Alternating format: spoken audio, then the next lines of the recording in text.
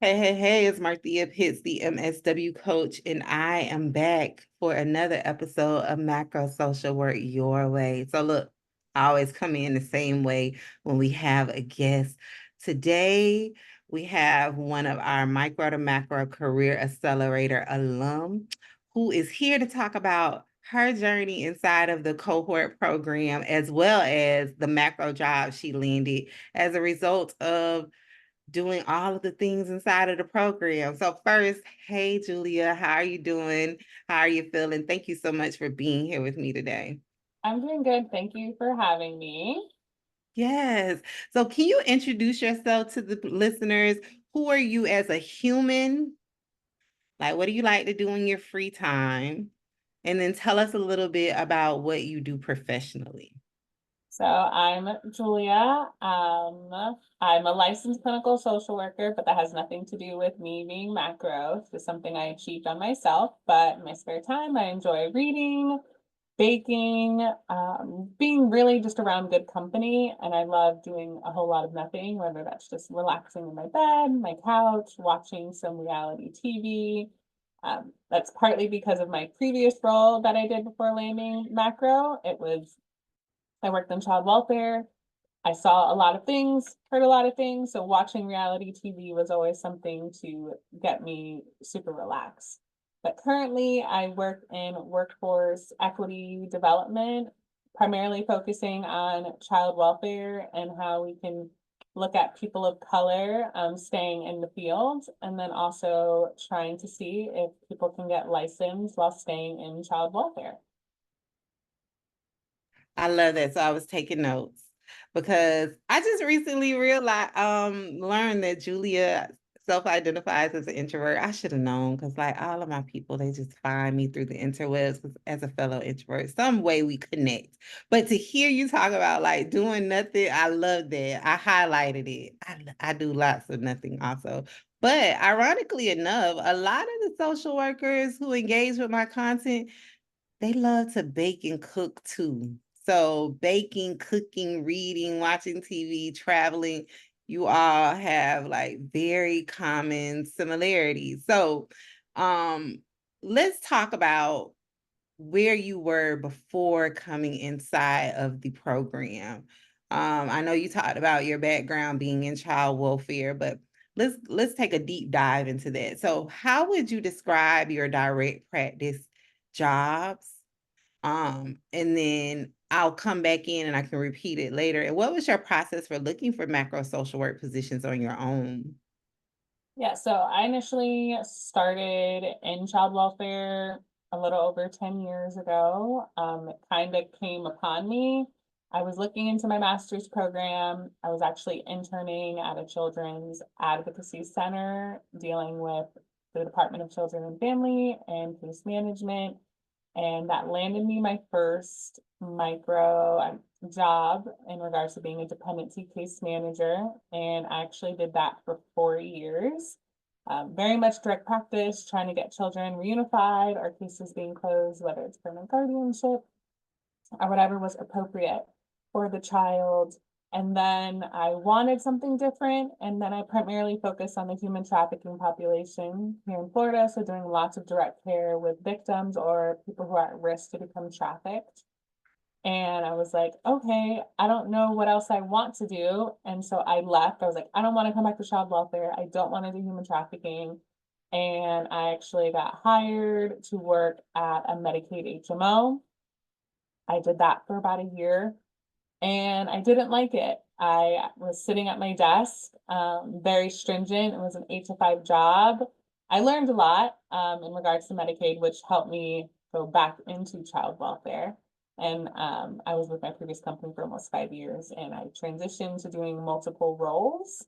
Was able to help start a program with an old supervisor and move my way up to when I left, I was a manager in my department. And then I transitioned just because child welfare, if anyone doesn't know, it's very chaotic. It's a lot, you have a lot of things happening.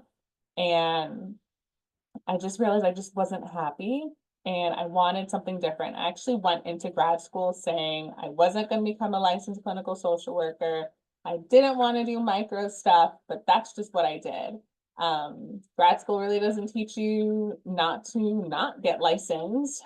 And I was already in the nitty gritty of things. My main hurdle was passing my exam. I had all my hours. And then I was like aimlessly scrolling on Instagram and I had found Marthea because I was like, I want to do macro. How can I get into this macro thing? And it was like a serendipitous moment where I was like, I think I'm gonna reach out to her. I was like listening to her podcast, and then I did reach out to you, and you were like, I'm actually changing the program. Instead of it being a few weeks, we're gonna do 6 months. And I was like, I think that'd be great. I can finagle time in between being on call for work and being a supervisor and studying for my licensure exam that it actually ended up really working out. I was really excited. I went into last year saying I was going to invest in myself, and I did do that. I didn't have the funds directly. I took money out of my 401k to pay for the cohort because it was something that I wanted to do. It was a skill that I was lacking of wanting to transition from micro meso into macro jobs. Looking for a macro job was like super hard. I didn't know what I was doing. If you were to look at my previous LinkedIn, I would look up like child welfare, social worker, case manager. I didn't know what I was looking for. And then being able to go through the cohort and be with like-minded people and everyone kind of understanding the struggles and Marthea giving the tools, I was able to apply for multiple jobs, get interviews, and then now here I am in a macro job. I love it. Now, I forgot to tell y'all that Julia, she's telling y'all the things, but Julia is a superstar. Like when I met Julia on our first get to know you chat, I tell you this story all the time. She was at dinner with some friends and she was talking to me outside and she told me where she worked. And I was like, I'm familiar with where like the system that Julia worked in because we live in the same state. And then she began to tell me like the things that she did. And I was like, I want to work with you. You are a superstar. And then when she enrolled in the program and then I learned about her, I was like, Julia, you can get a macro job. They will be beating down your door. So Julia is phenomenal at what she does. She has worn many, many, many hats. She has done work around like liaisoning with political leaders. She has sat on statewide review boards and committees. She is a big deal, right? And so to hear you talk about the fact that you were clear about where you wanted to go in your career and that it was going to require a little bit more than the skills and the information that you had to secure a macro job. I love that. I know that just helps someone. And I also want to add in here around like you said that, and I forget the term you used because I didn't write it down on my notes, but like you were willing to invest in yourself. But one of the things I recently learned from Julia, and I carry it in my front pocket, is also she is clear about that she keeps commitments to herself. Right. So I borrowed that from you, where if she says she's going to do something for herself, she does it. Like it's no excuses. It's going to happen. And I say that to those listening because we as helping professionals, people who care a whole lot, are very guilty of making commitments for ourselves and breaking them, but not breaking commitments we made to people. And so I just ask that you take that with you and give it strong consideration and to have the same level of commitment for yourself. So Julia, you talked about like hearing about the length of the program, your and being able to fit it into your current like schedule between studying for clinical examinations and work and all of the things. And you also talked about the challenges you encountered when searching for macro jobs, um, being around not having like all of the information. But can you take us into a deep dive into why do you think it was so hard to find a macro job on your own over and beyond not knowing what to search for? Do you think it was related to anything else? Maybe something that um not knowing about what all career opportunities existed out in the world, because inside of the cohort, you learn about like what you can do over and beyond child welfare. Yeah, I think it was a mix of everything. I didn't know exactly what I wanted to do. Like if someone were to had asked me, what did you want? My thing changed throughout the cohort. And then like by the end of it, it was back to my first thing of what I wanted to do. So I was kind of wishy-washy with what I wanted and then not knowing how you would always say, like, to follow the breadcrumbs of where things are. So that's just when I did the program, I like set a day where it's like Fridays, like Friday nights. That's what Julia was doing, sitting in her bed, reviewing the assignments that we needed to do. What organizations can I find? To this day, I still keep a spreadsheet of organizations that I have found that are macro, just so I can have and be knowledgeable because everything's changing and I get like really excited when people are like, I don't know anything about macro. And I will tell them about Marthea. I'm like, she's amazing. She'll teach you so many different things. I keep a whole list of things because when people hear macro, they get like so strung on like certain words that only macro things can do. And being a social worker is so complex that we can do so many other things. And I think people forget that. I love that. So also Julia is super organized, like super, super organized. I am not that. But she like the spreadsheet is very real. She also implemented, and this is the whole professional side of her like her super skill set.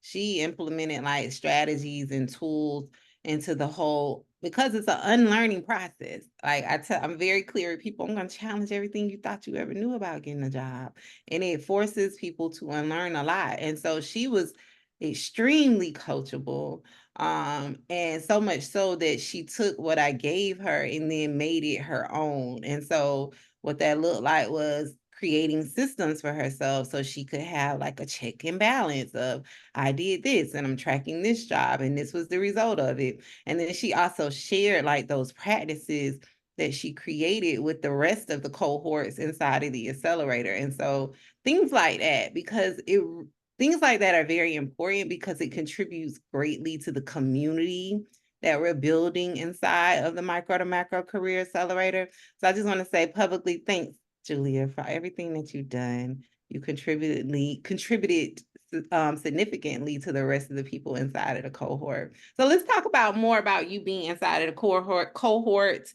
Um, please give them all of the details, because one of the things I try to be very transparent about is that this is not a done for you service, that you will have to work, and it will challenge you at times. So can you talk about your journey once you got inside of the program? What was that like for you? Any challenges that you encountered, and ways that you worked through it?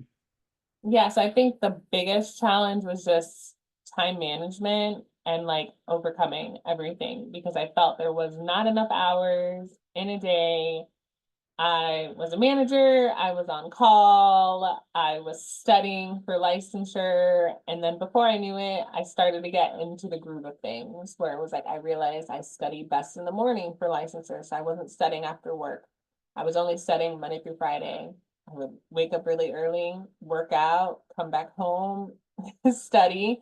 Then I would start my work day, maybe do an hour of like professional development, and then after work was my time to do whatever maybe I didn't do on a Friday. So if something may have happened, wanting to deal with my personal life, I had the flexibility of doing that because the cohort was very much so self-paced.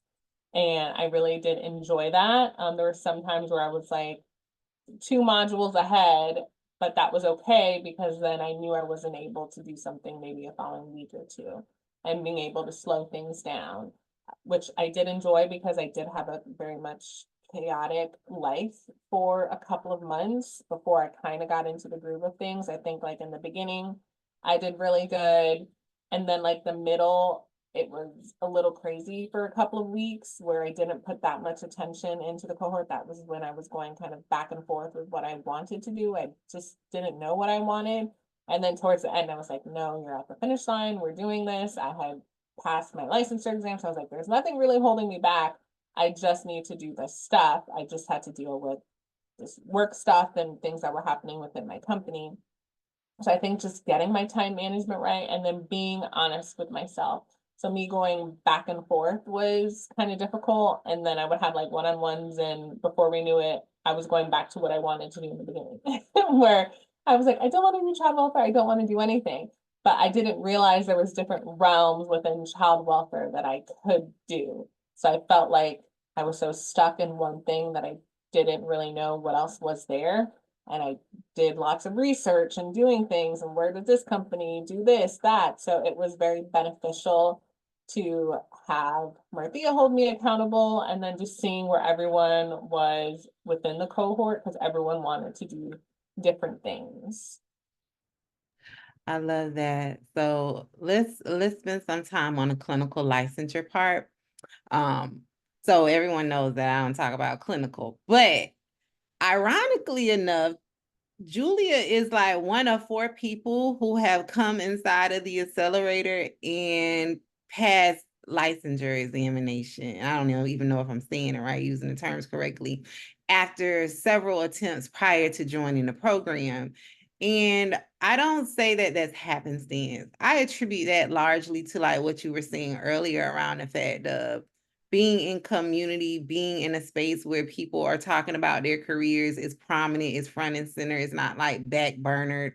You're learning strategies and techniques to like manage your professional development, working on studying and all of the things. And so I remember that being one of your first major career win celebrations inside of the accelerator. And I was like, I love it. And so she checked it off of her list. And that's what the accelerator is all about. It's around career goal achievement. And so we celebrate a lot inside of the accelerator. I also wanted to touch base on what you said about being honest with yourself, because I remember when you were in that whole go back and forth thing, and I was like, Julia, you have all of this experience. We are not going back to the other stuff, and we will not name it. We are not doing that. We're going forward. You said this is what you wanted to do. You have the skills and the experience to do the thing. And so it was some heart-to-heart conversation moments. I was like, oh my goodness, I'm not letting her retreat back. We are going forward. I was like, you have done all of this. So to hear you talk about that, because ultimately, I'm not saying this is applicable to you, but for me and other people, like at the core of that, it's fear of the unknown, which is natural. Like you don't know what's out there. I don't even know where I'm going. What do you mean? How will you have certainty in the thing? But that's the whole part of the process. There's going to be that in between point where you feel like retreating, but but being inside of the community where we're talking about your career every day, all day, every week, there's no room for you to retreat. You may need to take a little pause. That's okay, but you'll come back in. So you talked about time management being a challenge while in the program. And then you also talked about the point where you were feeling a little stuck in your decision into what you wanted to do. What was your breakthrough? Like, was there a moment where things turned around, like it's explicit moment where things turned around for you, where you were like, "Oh, I can do this." Yeah, I have like one memory. I remember you gave us an assignment, and it was to find like some organizations and job postings on jobs that you would apply for if you wanted to. I think you'd only asked for like 2. And it was a great Friday night for me. And I think I ended up finding like 10 in like one night. And you were like scrolling through the assignment, and you're like, you found another one, you found another one. And I'm like, it was like a great day for me. It was like, oh my God, like I was actually able to put in what Marthea was saying in the modules in regards to how to find a macro, and then being able to add these organizations to my spreadsheet, because there were ones that I just never heard of. There's so many organizations out there that I was not familiar with. And that was like an aha moment where I was like, okay, Julia, you can do this. Now you need to put in the work. And it was good because I also had like a support system with my friends, where like they knew Sundays was I had to do like with the cohort and doing like career coaching, and they would like hold me accountable as well. So like, hey, did you do your assignment? What did you learn this week? Like I had friends that were actually like really excited for me, and I was excited to let them know what I was doing, because I was just in a crazy place with work and being able to take something that I was looking forward to every week, where I was like, oh my God, let me tell people what I had found this week from the assignment, or what are other people struggling with. And everyone was like very helpful in regards to what each of us were going through. I love that. I forgot all about that. Yeah, you had like multiple 10 pages. And I kept scrolling. I was like, oh, this shot, this is a good one. And they were on point. And that was the turning point. I was like, oh, she got it. She's back in the game. I love it. Okay. So let's talk about your final results after completing the program, or even while in the program. Let's break this up into two. Can you talk about like when you started getting macro interviews? What did that feel like for you? What was the process that was happening then? Yeah, so it was like in August, like right when my cohort had essentially finished at 6 months.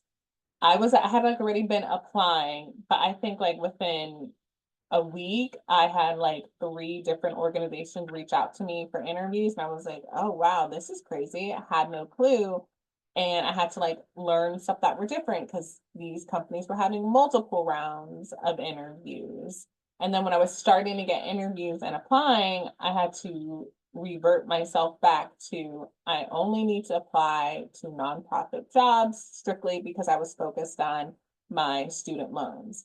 So some of the organizations weren't nonprofit. So I was like, I still went through the interview because one, I hadn't interviewed in almost 5 years. So it was a great learning experience for me and seeing what organizations do. But it was like eye-opening where it's like, oh wow, people are actually reviewing my resume and I'm hitting everything that is needed to do and tailoring my resume for specific jobs, but having my master resume and pulling things. So it's always a living, standing document that I'm always editing my master one and just inserting different bullet points that I can pull for another job. So it was very exciting and seeing that like all my hard work was going through and then still like applying and looking for things. Some weeks were better than others where it was like, okay, I'm going to apply to one scary job a week because towards the end of the program, I was like afraid to apply for jobs that had like big names on it. That was partly just me being afraid and not knowing my true potential. And before I knew it, I was able to land my current job a couple months later because I had to do lots of research in regards to other jobs and seeing kind of what I wanted to do. But I was able to land in something that I'm very passionate about and I'm very happy with. I love that. So you have given a wonderful description all throughout this conversation around how comprehensive the accelerator program really truly is. When people find me, they think they just need a resume rewrite and some job titles. And I'm always like, no, you need more than that. And so you have really done a good job to break all of that down better than me around, like, we do very strategic, targeted professional development, right? And this is not professional development in the terms of a certificate or a training. This is for the listeners. It's professional development around building your capacity to be in these new spaces because it's very different than direct practice. Of course, we do resume writing, but we also teach you how to job search. And one of the very last challenges that I gave Julia was, I want you to hit apply on one scary job a week, because I realized very quickly, and this is my personal like thing, I set very high expectations for people. I just have always done that. It ain't a good thing, but I just do it. And so when I saw like the jobs that Julia was finding, applying, getting interviews from, like, Julia, you go bigger. let's go bigger. What is going on here? I want you to hit up, and I gave her like the qualifications that will meet like the criteria of what would determine a scary job. I need you to hit apply on at least one. And it wasn't to push her out there in a space where she wasn't ready for it, that she wasn't ready for. It was to get her comfortable with hitting apply, building the muscle, facing that fear like she talked about. And so she took the challenge head on. And then you also talked about the fact that everyone is required to create a master macro resume, which, as you see, has saved you tremendous time in your job search. So I love that. And I also wanted to talk about, because one thing Julia has been very clear about since the day that I first met her was the fact that she has a very clear goal about paying off her student loan, or getting her student loans forgiven. Yeah. And so that is a non-negotiable that she came into the program with, like, from day one, and we created a career plan around it. So can you talk about like what systems or guidelines or like criteria you put in place over and beyond nonprofits to ensure that you stayed on track with getting an employer who would qualify for loan forgiveness? Was there anything else special that you did to ensure that you stayed in those parameters and didn't get like shiny object syndrome and hit apply on something else? Yeah, I mean, I think some of the big scary jobs were like very enticing, where it's like, oh, the salary seems amazing. I would love to do that.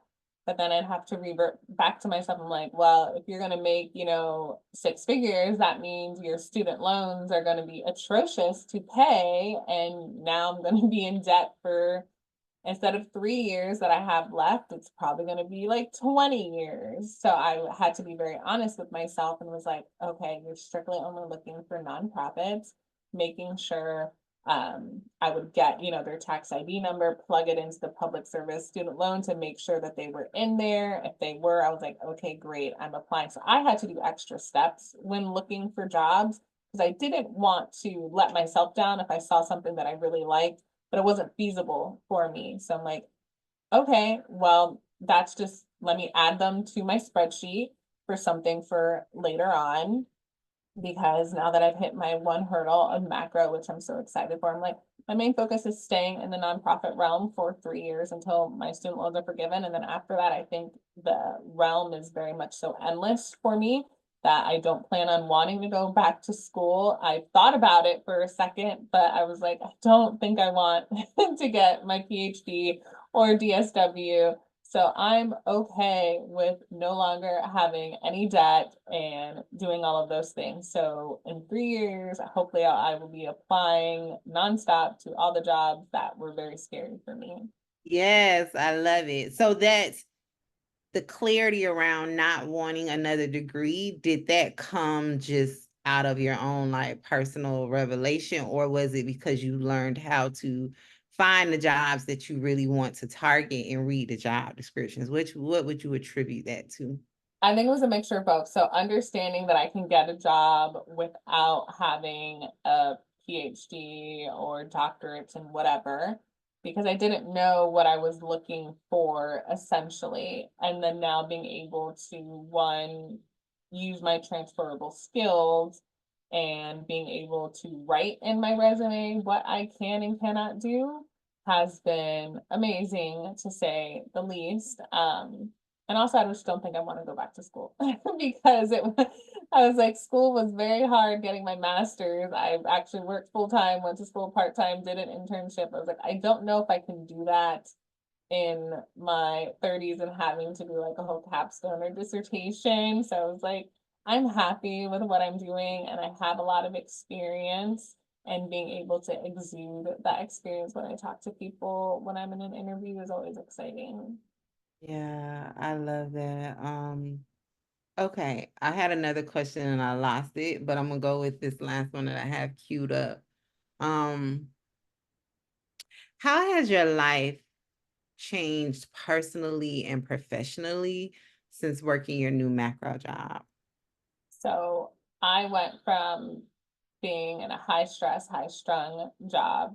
When I was actually studying for my licensure, full transparency, I was in therapy. I was on anxiety medication. It was just a whole lot for me. Very helpful, and I knew but my mental health was struggling. So I was able to do all of that and succeed. And then once I actually passed my licensure exam, I was didn't need to take any more anxiety medication, but I was still anxious because I was dealing with a lot of stuff. Work was never ending. Child welfare is a 24/7 job. and I didn't know where that balance would come from. And then being able to transition to a job where nothing relies on me having to make a decision. Essentially, there's people above me that have to make those decisions. I can actually breathe, and that's been a learning lesson for me because it was something that I've never done. I've always been in jobs that were kind of high strung and having to do things, very much so having time constraints. And I do have time constraints now, but they go through so many different layers of people before it comes back down to me in regards to things that have to change. So it's been very eye-opening that there's jobs like that. I have friends that have transitioned to macro, and they're like, yes, you can breathe and people appreciate you and your mental health is number one and things aren't an emergency. I was in jobs that emergency all the time. So being able to have something that wasn't essentially someone's life didn't depend on it was amazing. I love that. I wrote down what you said around nothing, and this is just me paraphrasing, nothing relies on you making decisions, not at that such high critical level. And I put it down, decision fatigue is very much real. I tell people that all the time, like, I get tired. That's why we lay around and do nothing because I'm tired of making decisions and choices. My brain is always on. So I literally have to take days of complete brain breaks. I had one on Thursday. It's like, I don't want to think about anything. Or maybe it was Wednesday. I don't want to think about anything. Right. And so being in that hyper state for a prolonged time, periods, and you all know I'm not clinical, I'm just talking in like real context, is very serious. And so I've even had conversations because now Julia is in the different part of my program for just alum to provide them with continual ongoing support to navigate through their careers. I've had very targeted conversations with Julia around this is also your period to rest. You will be resting a lot. And it's not until you get out of those jobs do you realize like the hyper state that you were in and that you were just floating by on a string, really. So, Liz, I have two more questions.